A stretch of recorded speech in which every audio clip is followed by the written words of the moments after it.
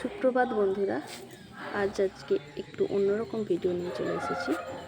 আজ দেখুন, আজকে বানাবো ফুলকপি, আলু, ক্যাপসিকাম, লাল ক্যাপসিকাম, সবুজ ক্যাপসিকাম আর একটু বড় বড় পেঁয়াজ দিয়ে একটা তরকারি, আর স্কোয়াশ, আলু, মটরশুঁটিতে একটা তরকারি। তার জন্য সব কিছু কেটে প্রস্তুত করে নিয়েছি আমি। দেখুন, উনান জ্বালিয়ে দিয়েছি। প্রথমে বানিয়ে নিচ্ছি আলু, ফুলকপি, ক্যাপসিকামের তরকারিটা।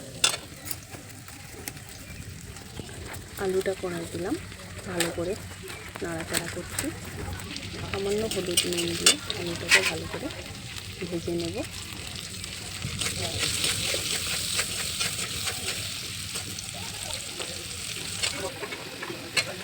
ভাজা হয়ে গেলে, সামান্য ভাজা হয়ে গেলে ফুলকপিটা দিয়ে দিলাম, দিয়ে ঢেকে ভালো করে ভাত দিয়ে ভেজে নেব দুটোকেই একসাথে।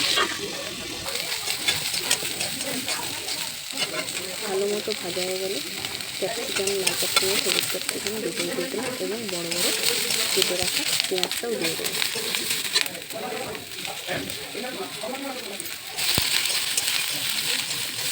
দেখুন, সবজিগুলো সব একসাথে ঢাকা ডেকে নেড়ে চেড়ে নিলাম।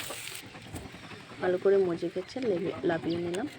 এবার তরকারিটার জন্য আমি জিরে, রসুন, পেঁয়াজ কুচি সামান্য দিয়ে ভালো করে নাড়াচাড়া করে নিলাম।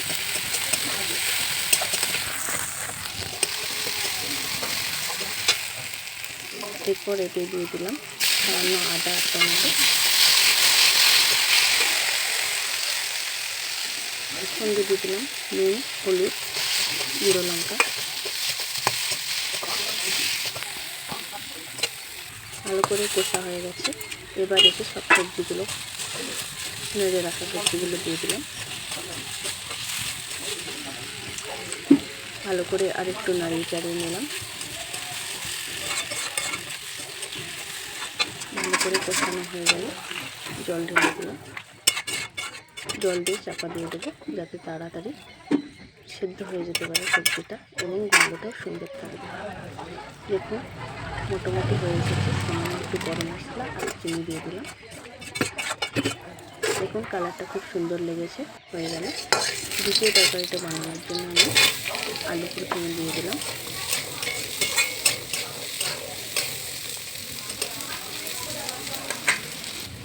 আলুটাকে ভালোভাবে নাড়াচাড়া করার পর সামান্য নুন, হলুদ দিলাম।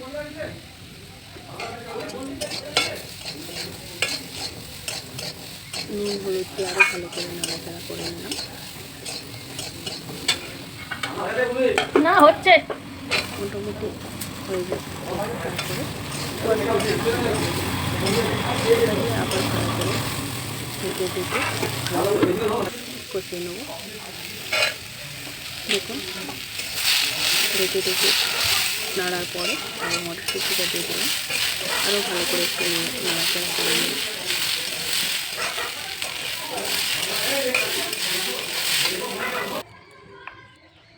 নাড়াচাড়া করার পর লাভিয়ে নিয়ে আবার সামান্য তেল দিয়ে, তেজপাতা দিয়ে, পাঁচফোড়ন দিয়ে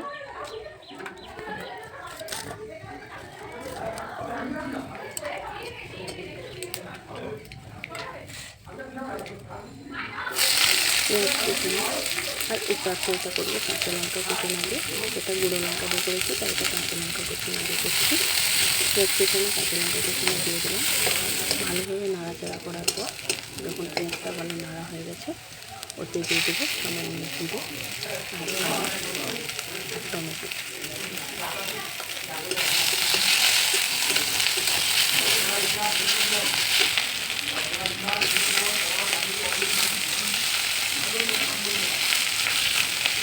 তার সাথে দিয়ে দিলাম সামান্য হলুদ, নুন, আগে অল্প নুন হলুদ দিয়েছিলাম, আবার দিলাম।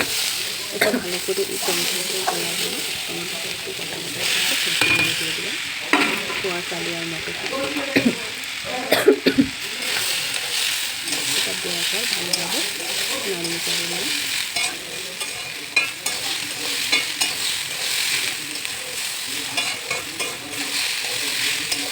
ভিতরে মশলাটা মেখে গেল। এবার জলটা ঢেলে দিলাম।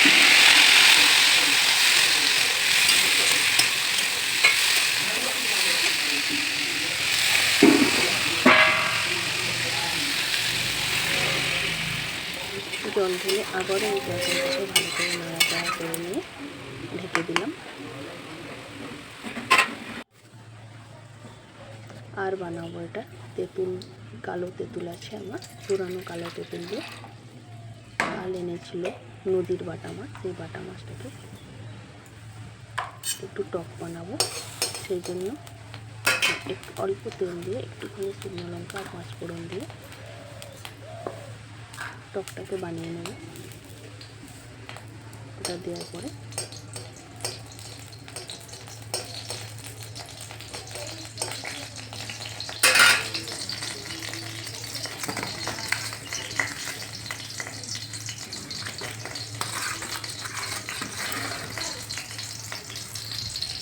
তেঁতুল জল যেটা গুলিয়ে রেখেছিলাম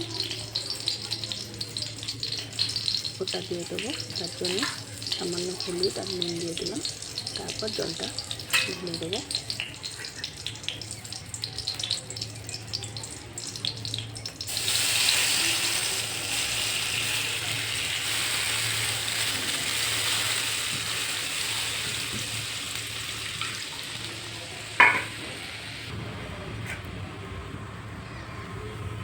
হয়ে গেল।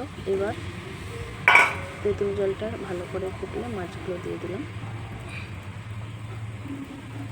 মাছগুলো দেওয়ার পর কিছুক্ষণ ফুটিয়ে নেব।